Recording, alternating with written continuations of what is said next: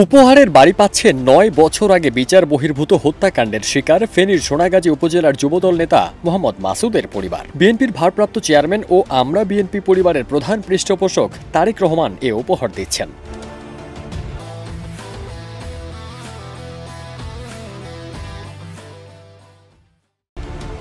আগামী ৫ ফেব্রুয়ারি সোনাগাজী উপজেলার চরচান্দিয়া গ্রামে শহীদ মোহাম্মদ মাসুদের পরিবারের জন্য নবনির্মিত বাড়ির চাবি হস্তান্তর করবে আমরা বিএনপি পরিবারের একটি প্রতিনিধি দল। অনুষ্ঠানে লন্ডন থেকে ভার্চুয়ালি প্রধান অতিথি হিসেবে উপস্থিত থাকবেন বিএনপির ভারপ্রাপ্ত চেয়ারম্যান তারেক রহমান।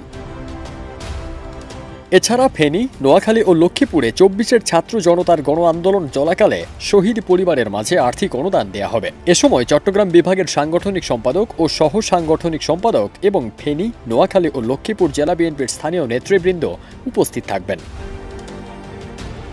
উপহারের বাড়ি পাওয়ার খবরে তারেক জিয়ার প্রতি কৃতজ্ঞতা জানিয়েছেন মাসুদের স্ত্রী আয়েশা আক্তার। তবে তিনি অভিমানের সুরে জানান, বিগত সময়ে হাতে গোনা কয়েকজন নেতা ছাড়া কেউই তেমন খোঁজ খবর নেয়নি। বাসস্থানের একটা জায়গা হয়েছে, এর জন্য ওনাকে ধন্যবাদ, উনি আমাদেরকে ব্যবস্থা করে দিয়েছেন। এদিকে আমরা বিএনপি পরিবার সংগঠন জানাই, মাসুদ ফেনী সোনাগাজী উপজেলার যুবদল নেতা ছিলেন। তিনি মিথ্যা মামলায় আটকের পর ২০১৬ সালে পুলিশের বিচার বহির্ভূত হত্যাকাণ্ড ক্রসফায়ারের শিকার হন বলে অভিযোগ আছে। তার স্ত্রী নবম শ্রেণীতে পড়ুয়া এক কন্যা সন্তান নিয়ে অসহায় জীবনযাপন করছেন। ওদের মেয়েকে আমরা মানুষ করব, কিন্তু আসলে বিপদের সময় ওনাদেরকে আমি পাশে পাই নাই।